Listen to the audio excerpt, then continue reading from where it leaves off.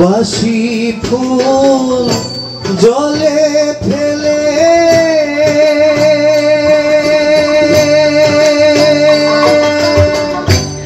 আনো সবে ফুল কুড়িয়ে। প্রকৃতি এবং প্রাকৃতিকভাবে আমাদের এখানে যে সংস্কৃতি গড়ে উঠেছে সেগুলোর প্রতি একটা যত্ন এবং দায়িত্বের জায়গা আমি সবসময় দেখে এসেছি।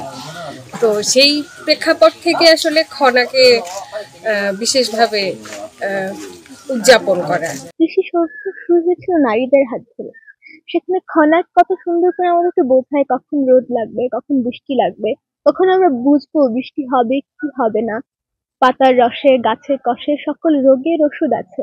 খনা কত সুন্দর করে সাধারণ বাণীগুলো বলেন এবং সেগুলো আমাদের জীবনকে কতটা প্রতিফলিত করে তার একটা উদাহরণ হচ্ছে খনা। খনার যে বচন আছে সেই বচনে কিন্তু আমাদের প্রচুর মুক্তির বার্তা আছে, যে আমাদের খরা হলে, বৃষ্টি হলে আবহাওয়ার বার্তা আছে। তো সেক্ষেত্রে আমরা এই যে খনার বচন, যেটিকে আমরা আমাদের কৃষি উৎপাদনের সঙ্গী করেছিল আমাদের কৃষকরা, কিন্তু আমাদের রাষ্ট্র আসলে খনার বচনকে তার কৃষির মূল ধারা আসলে করেনি। কিন্তু আমরা চাই যে নতুন প্রজন্মের কাছে খনাকে পরিচয় করিয়ে দিতে, খনার বচনকে পরিচয় করিয়ে দিতে। খনা নারী শক্তির প্রতীক।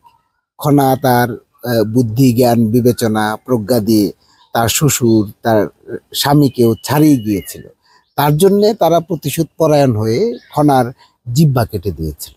তার মানে বুদ্ধির চর্চাকে কিভাবে নিরুৎসাহিত করা হয়, দমন করা হয়, সেটারও প্রতীক খনা, এবং সেটাকে কিভাবে রুখে দিতে হয় সেই শক্তির জায়গাটা খনা। খনার মেলাটাও আসলে সে মানুষের সাথে মানুষের কথা বলার মেলা, দেখা হওয়ার মেলা। কারণ এই জীবন বাস্তবতা আসলে মানুষের সাথে মানুষের দেখা হবার সময় সুযোগ খুবই কম মিলছে। মানুষ মানুষের থেকে দূরে, মানুষ কেবল মানুষের থেকে দূরে নয়, গোটা জীবন প্রকৃতি থেকে, চরাচর থেকে সে নিজেকে দূরে গুটিয়ে নিতে বাধ্য হচ্ছে।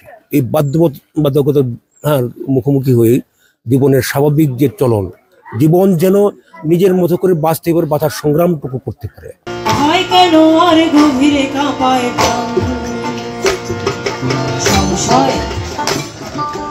সংশয় তাকে ছিঁড়েছি দু হাতে টেনে, সংশয় তাকে ছিঁড়েছি দু হাতে টেনে।